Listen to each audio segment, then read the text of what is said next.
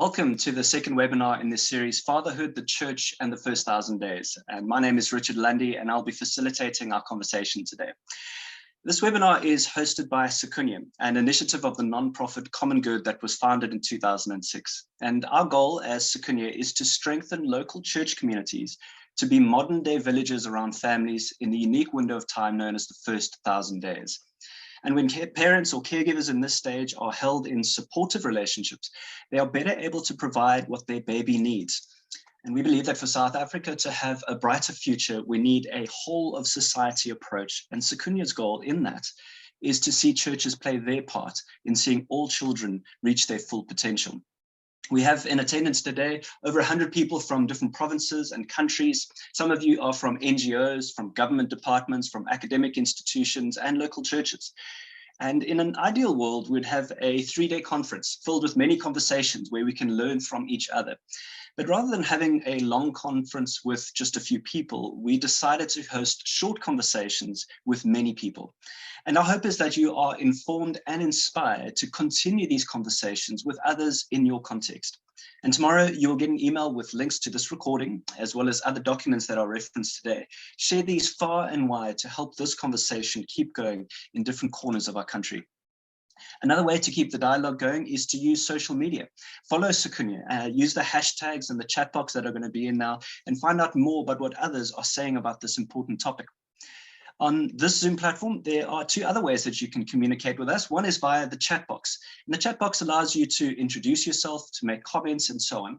And just be sure when you use the chat box to make sure whether you're making a comment to just the panelist or the panelists and all the attendees. And the Q&A box is the other way that you can participate to post questions to the panelists. And as panelists, we'll be seeing these questions come through. And at the end of today's session, we will make a time to engage with them and answer them. Some of those questions might be answered by the panelists kind of before the end of the session, or it might be answered in another person's talk. But when you click on that Q&A box, you'll see a dialogue there that you can engage with. Now, I know that many of you were part of our previous webinar 2 weeks ago, but for those of you who are with us for the first time, I want to briefly recap what was shared before we dive into today's content.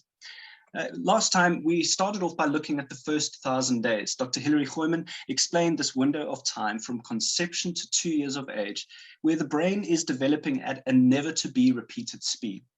She mentioned that there are 1 million neural connections in the brain per second during this stage.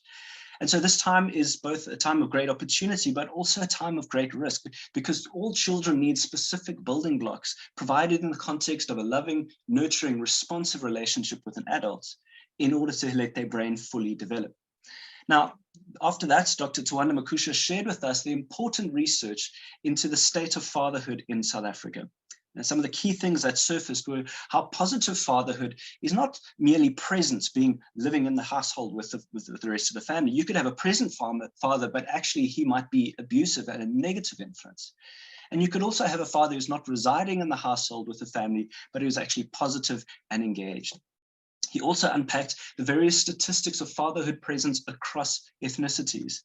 And he was saying that an overly simplistic reading suggests that fatherhood is entirely linked to ethnicity. But in fact, what is clear is that household income has a greater determining effect on whether a father is involved and present in the household. And later in this session, Dr. Richter will be unpacking this more for us.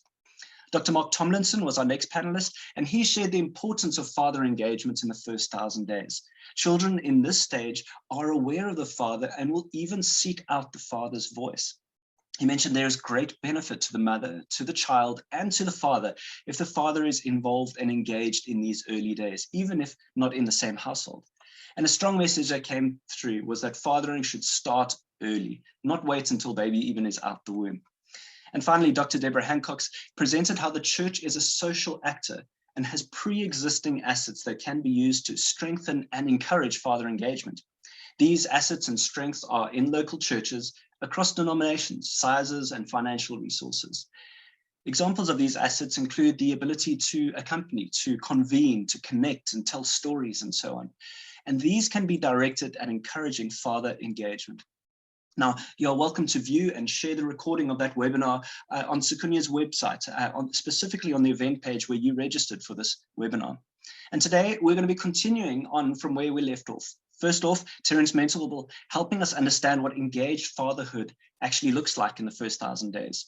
We'll then dive deeper into exploring what the barriers are to engaged fatherhood with Dr. Linda Richter. And following that, we'll dive into the biblical motivations that Christians and churches have in this important topic with Terran Williams. And finally, Olefile Masangane will take us through helpful and harmful messaging regarding fatherhood, specifically within the church context. Our first panelist today is Terence Mentor, better known as AfroDaddy. He has a deep passion for encouraging men to be more active and engaged as fathers. He has a blog, vlog, and podcast channels on fatherhood in South Africa, and it's a positive place where parents can learn and share and grow.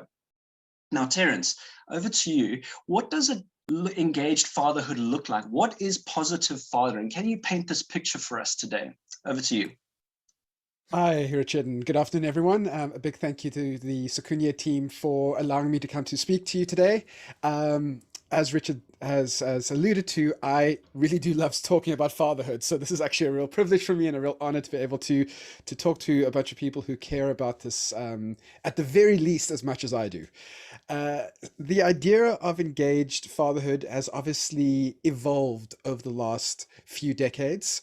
And I think our understanding, even the most basic understanding of it, has evolved along with that.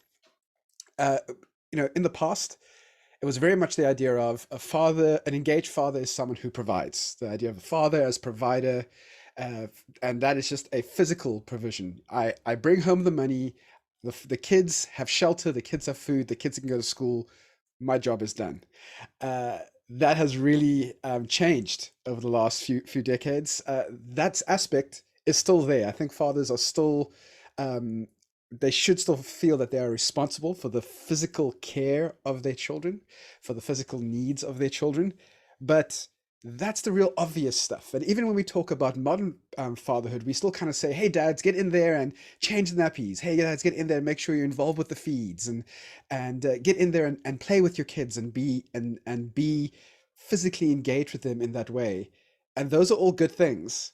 But I would like to suggest that positive engaged fatherhood goes well beyond just those obvious physical manifestations.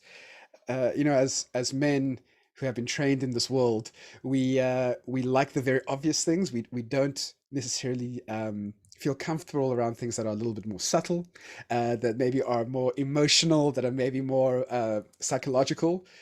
So that's why I think a lot of fathers tend to go, hey, I can change a nappy. I can play with my child. I can make sure my child is fed and is giggling. So that means I've ticked that box. I'm comfortable in that area. But there are these other spaces that we should be looking at. An engaged father is someone who's not just worried and concerned about the child's physical well-being, but also their mental and emotional well-being. So what kind of care are you taking, especially as the child grows, matures, and is able to understand much more about their world? How much concern are you showing about their emotional well-being? Are you taking care to think about the way you speak to them, about the way you help them engage with the world and help them engage with issues and struggles they might face? Are you maybe a bit too quick to be frustrated and aggressive and angry with them?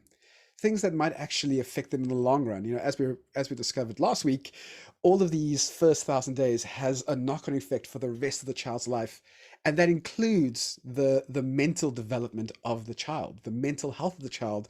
A lot of the mental health issues are grown in those first 1,000 days. So, are you taking care to think about how you are developing or helping your child develop in their mental health? Are you taking on, speaking of mental things around mentality, are you taking on the mental load of the family, or are you taking on at least your fair share of the mental load of the family? These are things where you are being engaged, but it doesn't necessarily mean that your child is even there. Are you thinking about the child's schooling? Are you thinking about are you making plans for play dates? Or have you just said, no, that's the mother's responsibility? Oftentimes those mental load things, the hidden work of family life, that labor gets put onto the mother. And those things are also very, very important when it comes to being an engaged dad. Do you know who their friends are, or who the people in their preschool that they, who their preschool teachers are, what's coming up next, what are they, when is their next doctor's appointment, all these things that your child will never remember, but are very important if you want to be engaged with your child. Um, and then the thing that, for me, that's those are one level of hidden engagements that we don't often think about. There's a second level of hidden engagements, which is caring for the mother. I think being a positive and engaged father requires you to care for the mother, especially in the first 1,000 days, especially during pregnancy. And notice I'm saying the mother, I'm not saying your wife or your partner, because I don't think you necessarily have to be in a romantic or intimate relationship with your child's mother to show that mother care. You can ensure that she's getting proper nutrition. You can ensure that she's getting the support that she needs. You can ensure that she feels supported from you, even if you're not in a romantic relationship. And those are ways that you can have a positive impact on your child by making sure that the mother is supported and is in a place where she can be the best kind of mother that she can be. Finally, if you think about the family as a triangle with the child on top, the mother on the side, and then the father on this side, all three of those members of the family need care and support. So my final section of the hidden parts of fatherhood engagement is that the father actually needs to care for himself as well. We especially in many Christian circles, there's a lot of emphasis on the father being a servant and serving his family. Now, more and more, as men are taking on more responsibility in the home, taking on more of the traditionally mother responsibility, those mother roles, taking those on as well, there can be a real sense that I have to give and give and give. I have to be supportive. I have to care for everyone else. But we all know that it is impossible to care for everyone else in your life if you aren't receiving care as well. And there are times in a family structure, there are times in a family lifespan where the mother and the child might not be able to provide care for the father because they are so overwhelmed and overloaded, considering that your child might be only 1,000 days old. You can't expect a lot from a child at that point. The mother is in her own, is going through her own difficulties and her own struggles. There might be times when you have to also deal with your own care. I know self-care, the term self-care is a bit of a cliche at the moment. When I say that, I don't mean necessarily that you're going to have a nice long bath with candles and wine. I don't mean that you're spending a day on the golf course. That might be self-care for you, but there are other things that are actually work. Because when we talk about care, what we're saying is work. Are you doing the work for others? So with self-care is, are you doing the work for yourself? Are you getting enough sleep? Are you maintaining a good diet? Are you going for therapy and getting mental health help if you need it? Because if you can tick all those boxes, you will have the physical and mental energy you need to care for the mother and care for the child. So I'm going to leave you with that. The idea that the family is a triad, it's a triangle. There's the child, the mother, and the father. All three of them need care. And there are times when the father might actually might be the only person with resources to show care for all three of those members of the triad. Thank you. That's my time. Thank you so much to Sikunye for this time. Terence, I so appreciate what you've contributed. And I think one of the things that I've noted with men who are not actively moving towards providing care in the first 1,000 days, there's many times this thing of saying, well, there's nothing I can do. You know what I mean? Like baby is inside the womb, or baby's getting breastfed, or baby's sleeping, or baby just wants mom. And so in many ways, there's almost this dialing out saying, I can't do anything. And so they step out of that opportunity of caring. Instead of saying, what can't you do? They're not asking the question of, well, what can I do to be contributing, to be serving, to be caring, to be loving and nurturing, and saying, that's going to look different at 1 week old to 8 months old to a year old and so on. And you're going to answer that question differently. And I think one of the things I'd love to challenge the fathers in this room and those who may be able to speak that into the lives of other fathers around them is that saying, listen, you might not be able to do that, but what can you do? And invite that curiosity, saying, what kind of care can I provide? Instead, what can't? I don't live in the same household as the child. I can't do that. That's fair, but what can you do? As an invitation, a curious invitation to say, what more care could I provide in the first 1,000 days? So if you just joined us today, other folks have just tuned in. We've been unpacking what engaged fatherhood looks like. Be sure to introduce yourself in the chat box and use the Q&A box to pose questions to our panelists. Now, in our last webinar, Dr. Tawanda Makusha outlined the state of fatherhood in South Africa. And when we think about the low levels of father engagement and presence, it's natural to ask the question, well, why is it like that? What is in our context today and also in our history that has contributed to the low levels of fatherhood engagement? And to help us unpack that, we've asked Dr. Linda Richter to help us understand this better. Dr. Richter is a developmental psychologist, a distinguished professor at Wits, and an A-rated scientist. She played a big role into the research and unpacking of the first 1,000 days, as well as research and writings into fatherhood. And with her range of experience and research in this field, we've asked Dr. Richter, what are the barriers for father engagement and involvement in the first 1,000 days? What are those things that are in place that are limiting or preventing men from being more active? Dr. Richter, could you help us understand this better, please? Thanks very much to Sikunye for inviting me. Strange as it may seem, it's not often that academics get a chance to speak publicly about their work. And such invitations are very valued. I've been working on the first 1,000 days for 45 years and on fatherhood for about half of that time.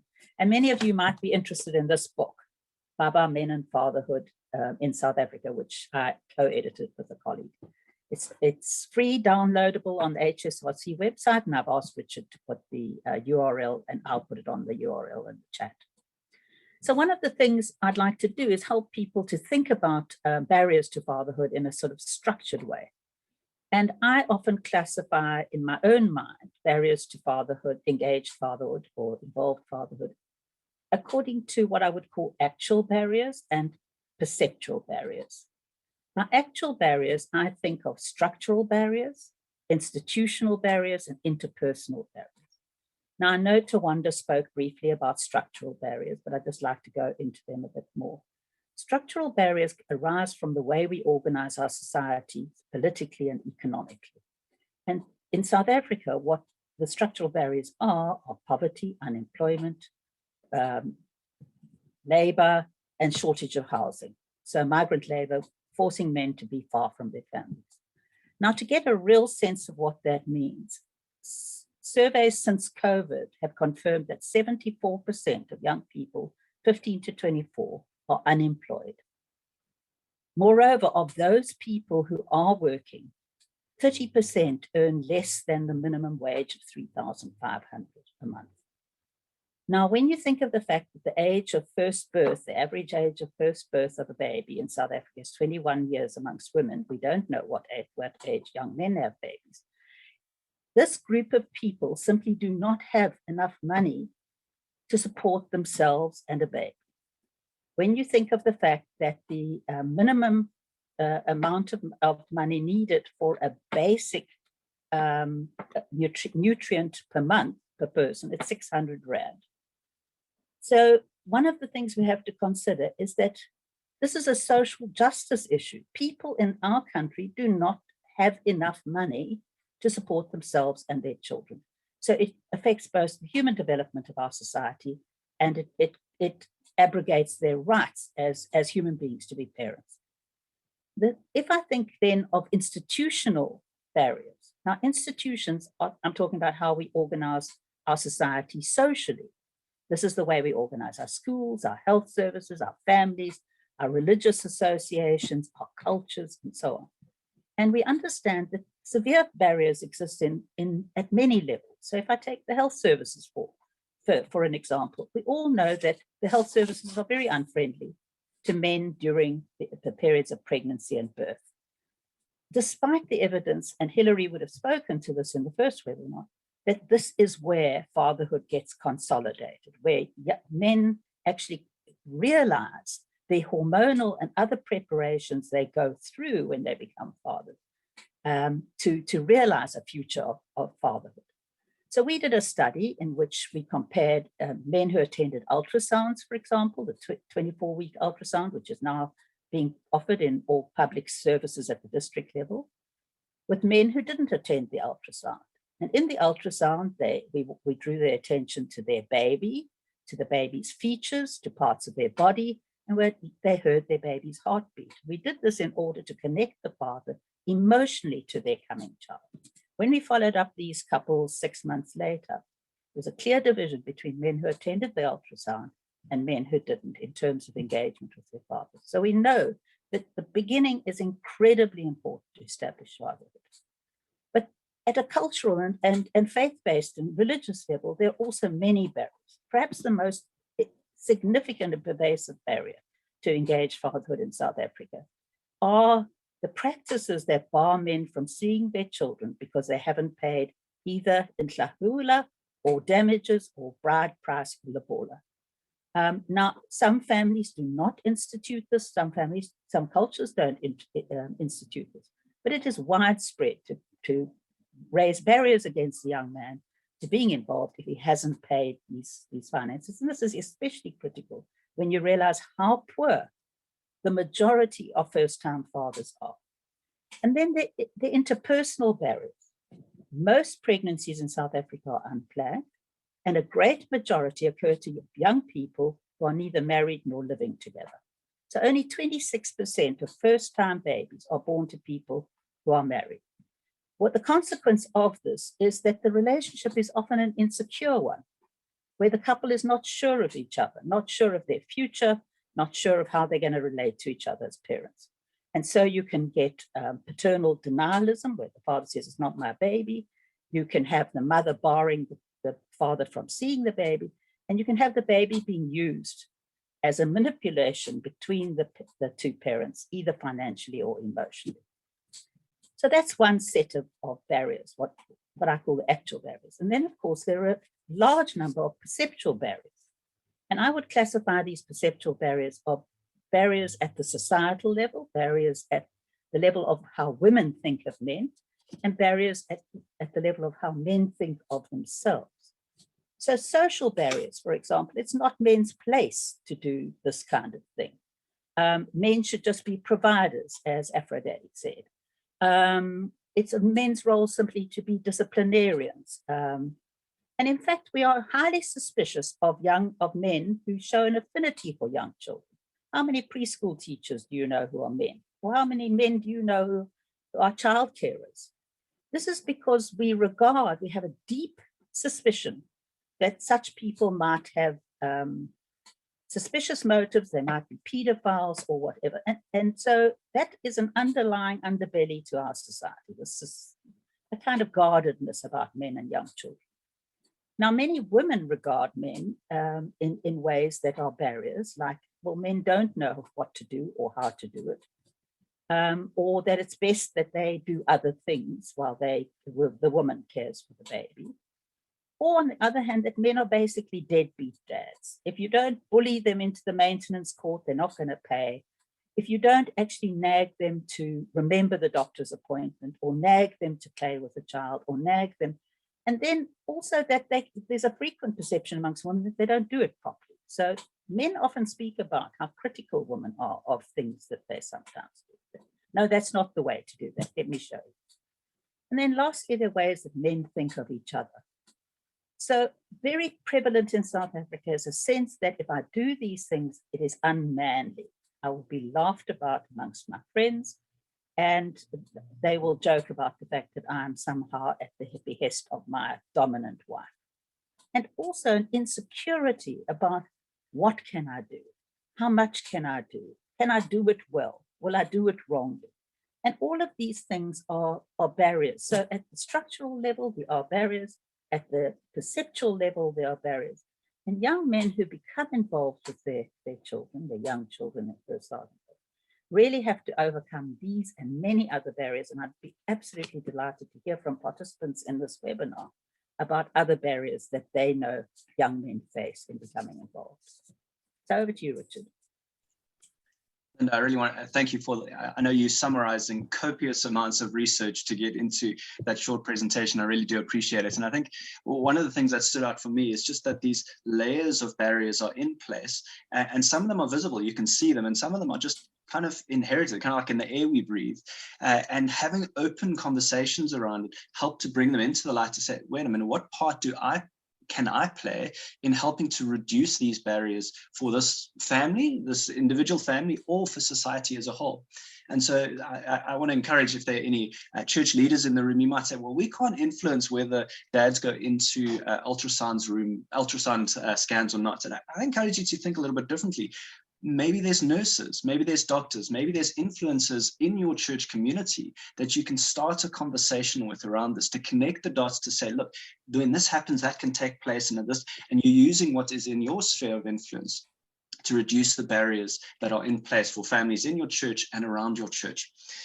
One of the things, Linda, you mentioned was how, what men are expected to be and to do. And one thing we did recently as Sikunye is we ran a social media campaign asking fathers to send in images and videos of them providing what's in the nurturing care framework, providing the building blocks for their children in the first 1,000 days. And so we put some content together of what was submitted and put together the short video to help re-narrate what engaged fatherhood looks like in this stage, that it isn't just a simple thing of providing and discipline. So this is a brief video. Let's watch this montage.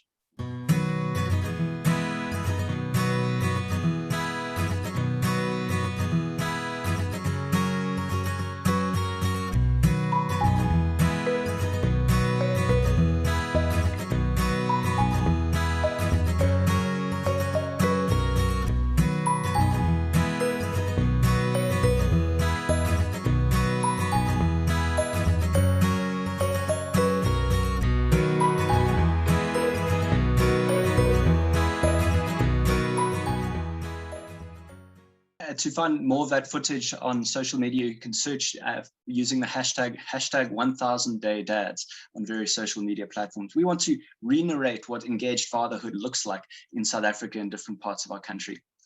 Now, in our first webinar, Dr. Deborah Hancock's unpacked for us the assets of a local church and how they can be used to encourage father involvement and participation. And now, to continue that line of thinking, we're going to be exploring the biblical motivation for a local church to be involved in encouraging fatherhood. Now, I know that for people in the webinar today, there'll be some that are not part of the Christian faith or not members of a local church, or perhaps don't agree or believe in what the Bible says. And I just want to say that you're all welcome here today. I really appreciate you being part of this conversation. And for us to better understand fatherhood, the church, and the first 1,000 days, we want to explore theological and biblical understandings to make that connection between Christian faith and fatherhood. And so we've asked Terran Williams, a father of 5, to share with us a biblical understanding of fatherhood. He has been in church leadership for 20 years and has recently even published a book on the scriptures. And he has a blog called The Dad Dude, where he shares life lessons around parenting. So Terran, we're asking you today, what can we see in the Christian scriptures about this important topic of fathering? Hey, well, great to be with you guys. I've really had my hair blown back by Terence's and Linda's input, and I feel so inspired to be a better dad. If I can just start with my story, I went to my first matric exams in my mother's tummy. She was a teenager who got pregnant. She wanted to abort me, but decided not to. And my parents got divorced under duress. Got married under duress. And for the first few years of my life, my dad was out of the country or out of the city for 2 years. He was involved until my parents got divorced when I was 5, and then every second weekend I'd get to spend with my father. So there was a real sense of distance between myself and my father, who clearly was struggling with his own difficulties as a young man trying to establish himself financially. I lived with my grandparents for some time, and then from ages 12 to 16, I was lucky to live with my father. But when I was 16, my father died of HIV/AIDS, one of the first 100 people in the country to die. And when he died, I remember, other than missing him bitterly, feeling quite bleak that I was going into a world without a father. And I had no idea that one day I would become a father, not just of one child, but of several. I joke with people that my wife wanted to have 3 children for some crazy reason. I think it was sleeplessness from our first child. I really wanted to have 4, but our joke is that God wanted us to have 5 because the 4th child turned out to be twins. And it was then that I realized, goodness, I really need to focus on my parenting. And I even started a fathering blog like AfroDaddy. My one's called the Dad Dude. And I'm very conscious of my weaknesses as a father, but I work very hard at being a better dad and trying to be positive and engaged in some of the ways, at least, that Terence so inspiringly said we should.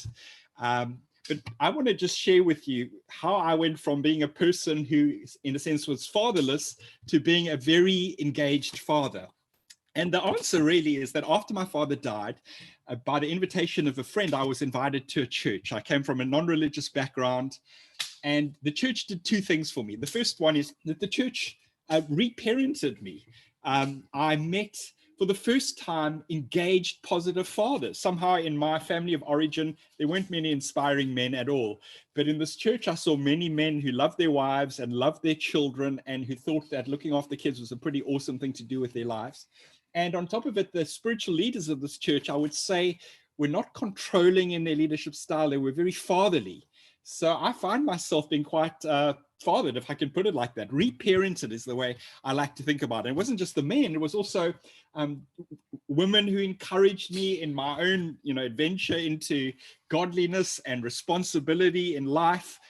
So the church reparented me. But the church's real secret and its real spiritual power was that it pointed me very clearly to God as my father. I mean, this was the big prize of being part of a church, getting to know God as my father. I love that verse. It says that when the time had fully come, God sent his son to redeem those on the earth that we might receive the full rights of sons. And the Son of God, this is how we sometimes say it, became like us, sons and daughters of Adam, so that we, the sons and daughters of Adam, could become sons and daughters of God.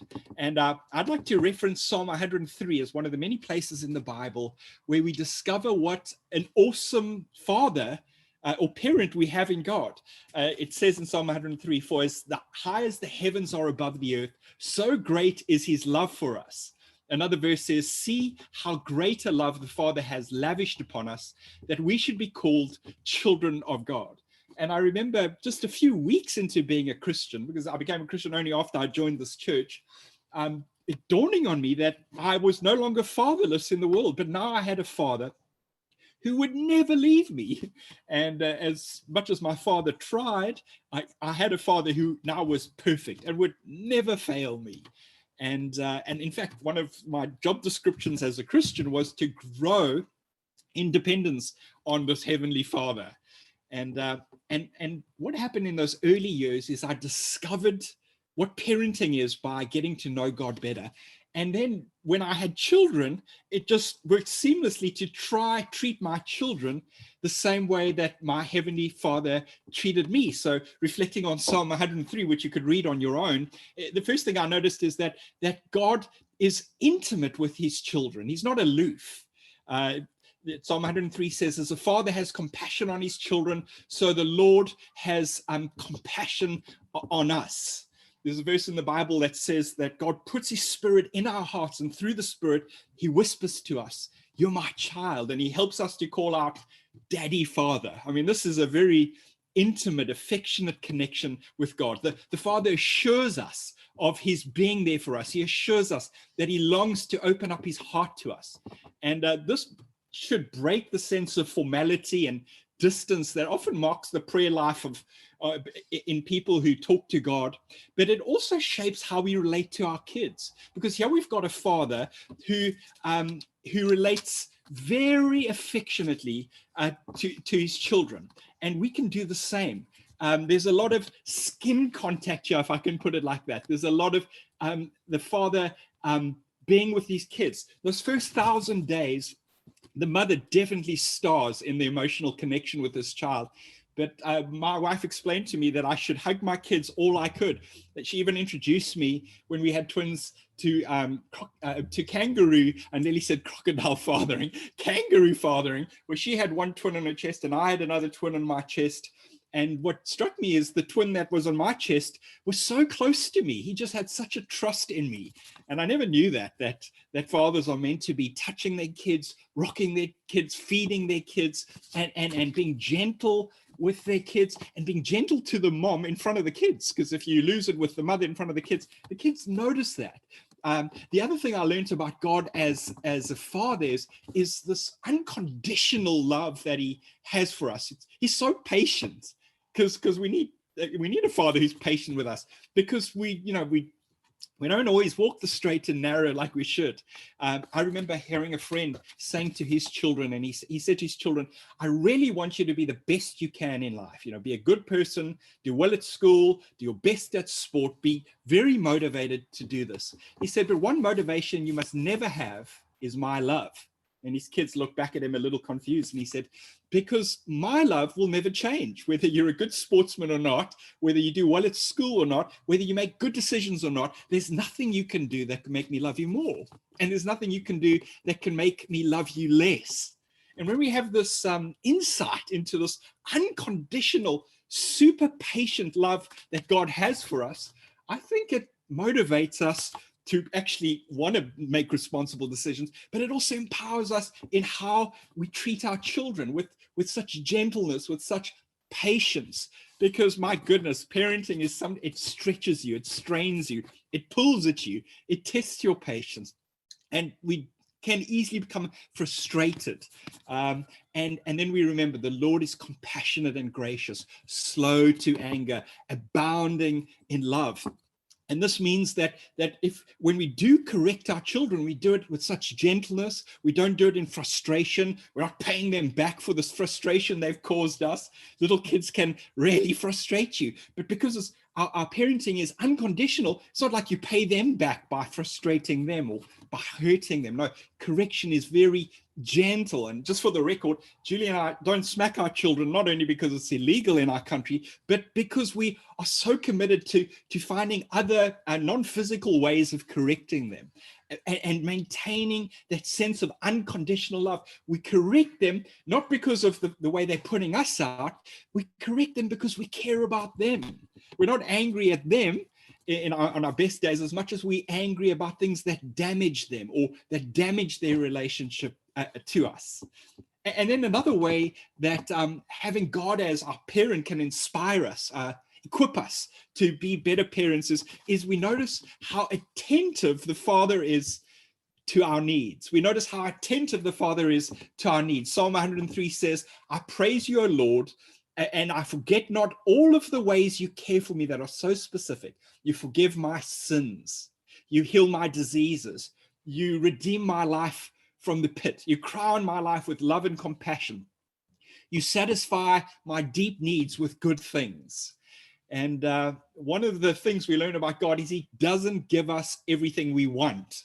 Anybody who's experienced unanswered prayer knows this. God, please, I want that car, or God, I want this job opportunity. And it doesn't happen. He doesn't always give us what we want, but he promises to give us what we need. And he is attentive to meeting us at the point of our deepest need. And this inspires us in the way we parent our children. We're engaged, we're attentive. We learn to see what it is that they need and not necessarily what they want. And sometimes as fathers, we think what our kids need is a strong man who's in control. Well, actually, I've noticed that my children often need a man who is gentle, who admits his vulnerability. Some of my most tender moments parenting my children is when I say to them, hey, guys, I just want you to know that Daddy has really been struggling the last few days. I'm feeling sad. I'm feeling a bit discouraged, but I'm praying to God to help me. And I'd so love it if you guys can pray for me too. And it doesn't make my kids feel insecure. If anything, it makes them feel closer to me. It also helps them to rely ultimately on God as their father in a way that even their earthly father can't always come through for them. And then finally, God as our Father, he shows us what sacrificial parenting is, if I can put it like that. I mean, the Father's love cost him dearly.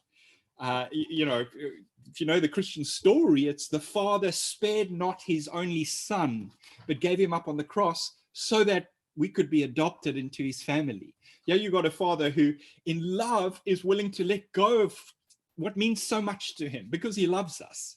And there's no way around it. I've noticed that when you parent your children, there will be times when you've got to be sacrificial. I've got a friend who tells me in primary school, they were short on money for a few years, and often the dad would eat the leftovers and the children and the mom would get to eat, the first portion of the food. And he was so struck by this picture of a father who sacrificed for his children. And I think that all of us men, we sometimes can be challenged to be more sacrificial. I've noticed that women generally tend to be sacrificial more easily than men. And sometimes we need all the inspiration we can get. And I found that the father's sacrificial love has got a way of, helping me. It's also helpful to have other people in my life who can sometimes challenge me. The church is a place where you can receive some feedback and people go, hey, I've noticed that Julie, that's my wife, is carrying all the mental load. I wonder if you can help her practically. So I was taking notes, Terence, as you were speaking. Thank you for inspiring me again. And of course, even Terence talking to us is what happens in a church. You hear the struggles and the inspiration of other parents, and us fathers desperately need that. And the church is just so good at creating these places where we tap into the fountainhood of God's fatherhood, but also we find men who inspire other men. I still remember when Eli was born, leaving Julie at the hospital and driving home and climbing into bed and starting to weep. And I couldn't make sense of the crying that was coming from me. Yes, it was the crying of joy, but it also was the crying of realizing that it wasn't just a child that had been born, but that when Eli came into this world, a father had been born. And I remember the next Sunday I went to church praying and then thinking, wow, God, the feelings I have for this little child, you feel like that towards me. It blew my mind that the Father loves me like that. And the more I thought about his love for me and his love for all of us, such a magnificent, massive love, the more inspired I became to, love my child in those ways. And to this day, I find the importance of prayer being the powerhouse of parenting. Thanks so much. Terran, thank you so much for sharing. I feel freshly enthused around this topic. And I think looking at the topics we've addressed in our previous webinar today, we hear that science and medicine tell us that it's good that fathers are engaged and involved in the lives of their children. And then for those who are coming from a faith background or a faith orientation, you've helped us see that a faith in a father God inspires and motivates people to be more involved and engaged. And when people are gathered together under that, in those religious structures within a church, saying if they're serving a father God, what can that church community be doing to foster and encourage, to bring people together, to address some of the very real challenges that Linda has already shared with us, those things that seem insurmountable. What can faith communities do to give their best creative energy towards solving those and addressing them in the kind, winsome way, to see men more involved in the lives of their children? Now, I know that many of you will be at this point in the webinar and you're wanting those very practical things that you can do, programs and initiatives that can be started in churches to encourage fatherhood. And we've kept those kind of conversations for our next session on the 10th of June, because before we get to programs and things, we need to be looking at messaging within church communities.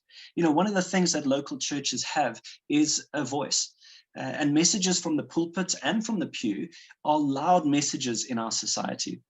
Sometimes this voice has been positively used, and unfortunately, sometimes the messages that are shared by some churches have been unhelpful and at times even dangerous and harmful. And the reason why we want to be looking at this topic is to inform and inspire us all around what could be said and what shouldn't be said, to help encourage fathers to be more active and involved. Now, Olefile Masangane is a program manager and facilitator in Heartlines. He is a father of two and through his work with Heartlines has engaged with a range of churches and organizations, including work on fatherhood. And you're going to hear more about Heartlines Fathers Matters programs in our next webinar. But today we've asked Olefile to help us better understand how messages in a local church, those verbal and non-verbal messages, can either help or hinder men being more active and involved in their young child's life. Over to you, Olefile. Oh, wow.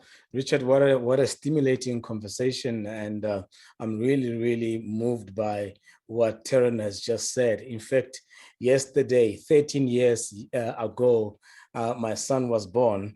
And I want to change that statement and say a father was born 13 years ago. So yeah, it's a privilege for me to be joining everyone on this platform.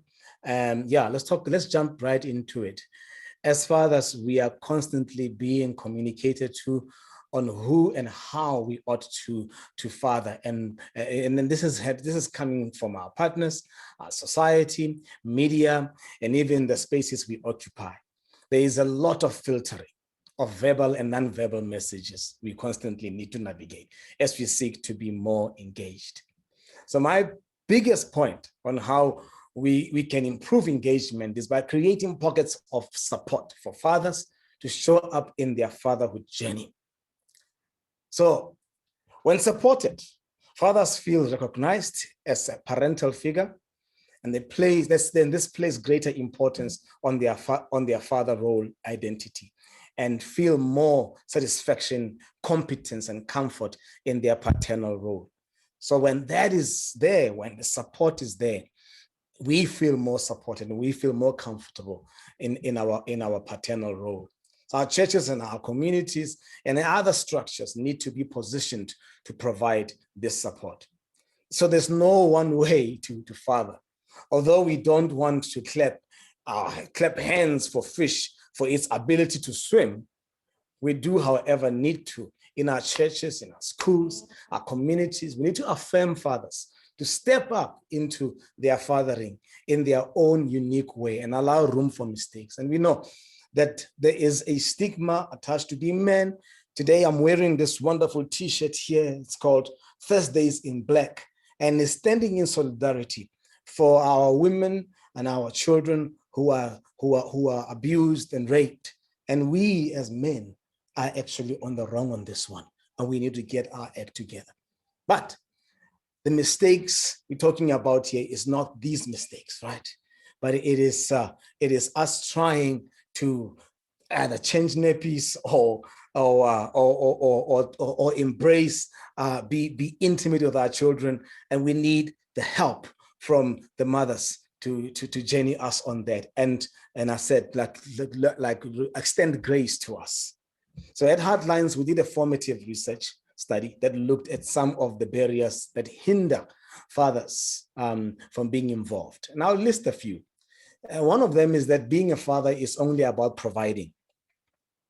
Although money is important, messages like these are not helpful, especially with our high unemployment rates. When I drive around Johannesburg, I see men on the side of the street looking for employment. So we need to expand the definition of fatherhood beyond provision. I grew up thinking that because my father's uninvolvement in my life is because of finances, but I've had to unlearn all of that there is a lot more to fathering than just providing money.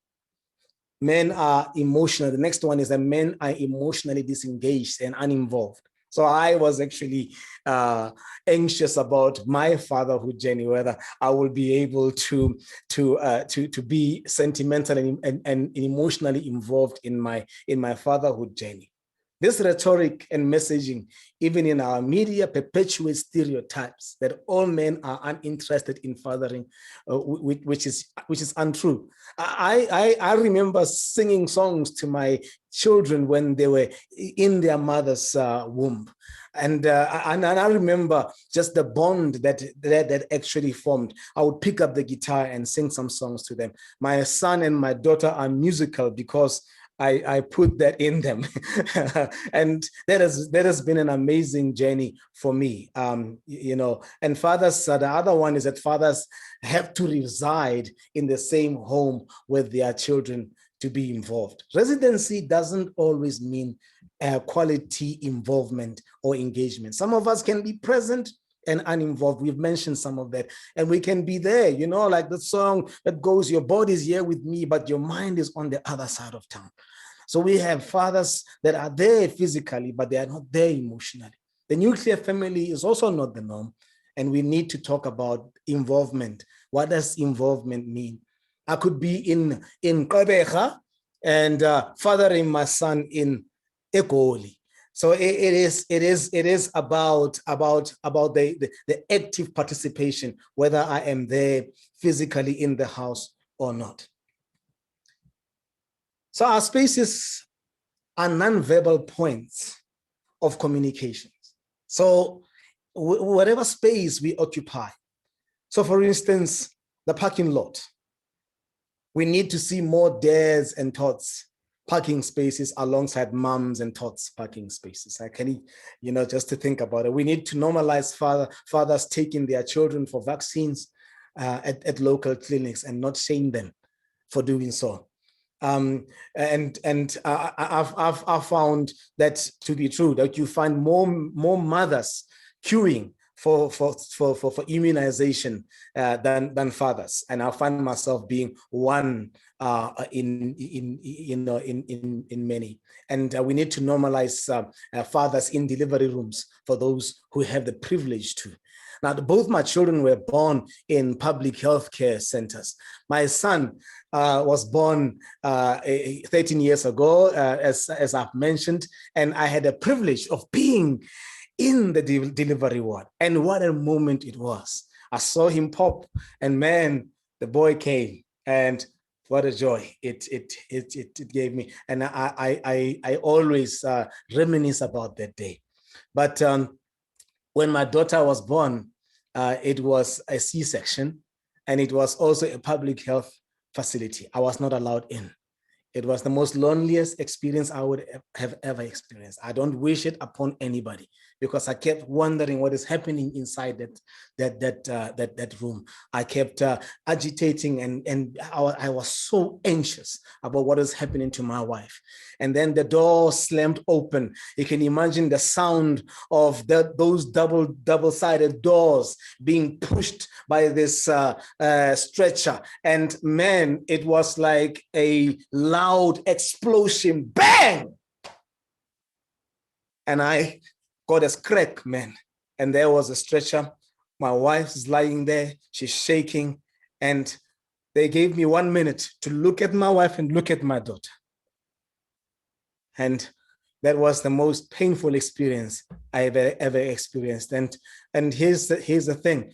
My daughter, when she was still an infant, she wouldn't allow me to hold her. Compared to my son, where I was there, he just enjoyed my space. I have a picture of me and my son, and just him lying and sleeping on daddy. And I don't have a picture. I had to force some moments with my daughter. But right now, today, we are good friends. She's 6 years old, and man, she just enjoys her time with daddy. We need to normalize creating support for new fathers in churches as we do new moms. And again, and I want to speak like, with my wife's voice right now, where she would say, why is it that we have women conferences and women are being told to pray for your husband and to pray for your marriage and to pray for your children? Isn't that the duty of the man? Hasn't he been given that mandate to pray for his family, to be a priest for his family, and to father his children, to pray for his children? And so we need to change the narrative. We need to engage the new dads and give them support. The church can from the pulpit begin to communicate such messages of support, messages that encourages that first 1,000 days and how critical it is for us as fathers to be involved in our children. So, Richard, I'm cognizant of the time, and I would like to wrap it up here on that good note. Thank you so much for the opportunity to come on the call this afternoon. Olefile, I really appreciate your passion and zeal for this topic. And I think what I so appreciate about what you're saying is there's things that are shared with a microphone, from the pulpit, as you say. And then there's also these things that are kind of not said, those signs of moms and tots or dads and tots. And when we think inside a church building, we think there might be a building where there's a mom's room.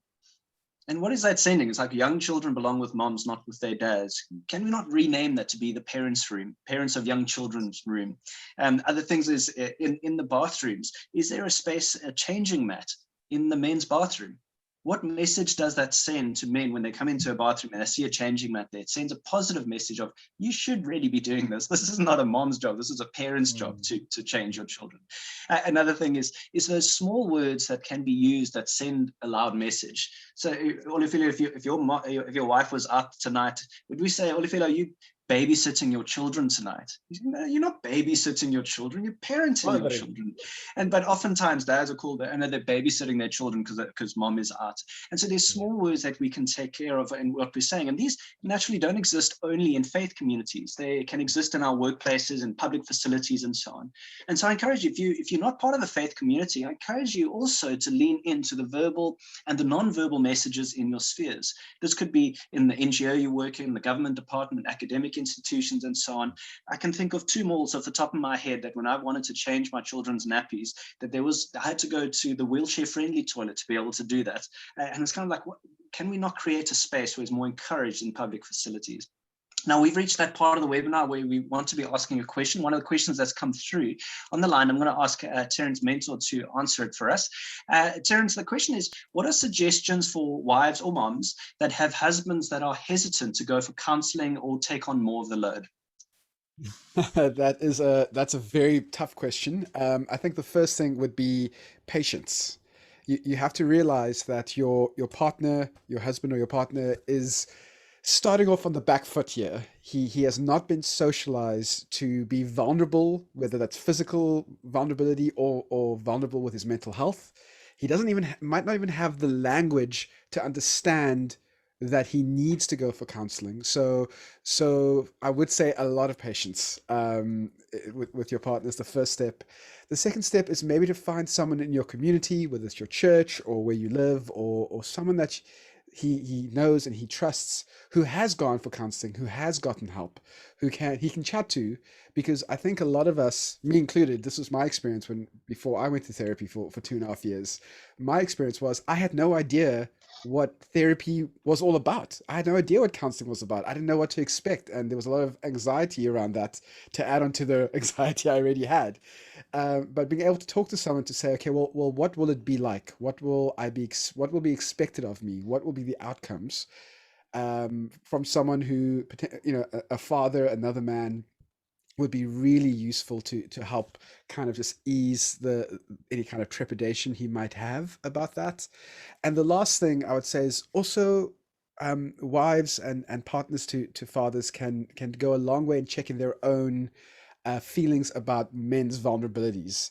I think there's a lot of times when women can silently signal that they are not happy with their man showing vulnerability. It makes them feel unsafe. And therefore the man can sometimes feel that I have to man up. I have to be tough, because she's signaling to me that if I am showing any sort of, again, weakness, quote unquote weakness, that I will make her feel unsafe and make her feel uncomfortable. So you really have to check yourself, and then try and find someone else who's also gone to therapy to really help him understand what's coming as a start. It's a big question. And AfroDaddy, I really appreciate you weighing in on that. I think there's so much that can be shared, and in a short conversation, we're trying to convey that and encourage you via the links and the resources we send out tomorrow to be accessing some of those resources and articles and websites to continue the conversation. There is another question in here. I think we have time for one more question. Olefile, would you like to take this question? It's a fairly long question. Unfortunately, we won't be able to read it out. But in essence, the question is asking, how do we come together to help children not go in the wrong way or go down the wrong path, perhaps? And I'm very much summarizing the question. But what can people do? What can men do? What can fathers do? What can churches do to help keep children in the way that the parents would love to see them grow up in? Oh, wow, sure. And it's a tough one. It's a tough one, Richard, and I really feel that to Zamultolo Spain, because you bring up children, and I mean, mine are still young, and I'm agitating and anxious about, as they grow up, they connect with wrong company. And I just want to say grace and mercy to you, that for your concern, and I pray that God will give you give you strength. I think we do speak about the whole thing of social fathering, and sometimes, okay, this adage and this concept that it takes a village to raise a child, that this is not your burden alone, that it's not your burden alone. You need to tap into other men. I'm learning now as my son is growing older, there's certain conversations I can't have with them. I need the help of some of my friends, who are my peers, like Quentin Pretorius, Bushe Dlamini, and Seth Naika, whom we really speak into each other's lives, and we're really honest. So there are some things that I saw Seth do, and a very powerful engagement with my son, talking to him about bullying, because mine was like, get over it, man, fight for yourself. But Uncle Seth came in and he said, this is how you do it, and this is you need to harness the strength that is actually inside of you. But I'm actually paraphrasing an engagement that was really powerful, because I stepped back. We were at McDonald's. I stepped back and I saw this conversation between my son and Uncle Seth, and it was a blessing for me to behold. I didn't have to do anything, and my son walked out of there, chinning up and confident to go and face his bullies. So again, tap into others. I guess that would be my answer. Thanks, Richard. And Olefile, I'm so grateful that you shared that story, because it demonstrates something of the value of what a church community can do, because those kind of relationships don't happen naturally, organically. There's things that you can put in place and invite in those who have been there before, perhaps a generation older, who you can invite their wisdom into the life of the church, or life from the church. And so that's what you use, that language of a modern day village around families. And what Sikunye is all about is seeing the church taking its part in surrounding all families, especially those in the first 1,000 days, in those nurturing relationships that no family ever feels alone and no child is left behind. But we've reached the end of our time together today, and I want to thank you all for joining us. And if you're anything like me, I want to go deeper. I want to have more conversations. I want to read some more, and I'm encouraging each of you to do that as well. And to answer the question for yourself, what can you do in your context to be part of encouraging fathers to be more active and engaged in the lives of their children? Remember to look out for an email from us tomorrow with the links and the resources, and check your spam if you don't see it in your inbox by the end of tomorrow. And please share the recording and the mail with others. We want to spread the word far and wide. And because of that, we're inviting you to follow us on social media to keep the conversation going. And remember to book the time in your calendar for the next webinar on the 10th of June, in 2 weeks from now, where we will be unpacking the practical things that church communities can be doing to strengthen, to encourage, and support fathers in their space of being engaged fathers. And if you're new to Sikunye and are curious how local churches can be supporting families to see that all children get a strong start to life, I'd like to invite you to our Church and Early Life webinar. These are 2-hour interactive conversations around how local churches of all shapes and sizes can be investing in the future of our country by caring for families with young children. You'll find out more about that in the links in the email that we send tomorrow. I want to thank all of our panelists, Terence, Linda, Terran, and Olefile, for their contribution today. Really do value your time and expertise. And I thank you for attending and joining us today. Look forward to seeing you in 2 weeks' time. Goodbye.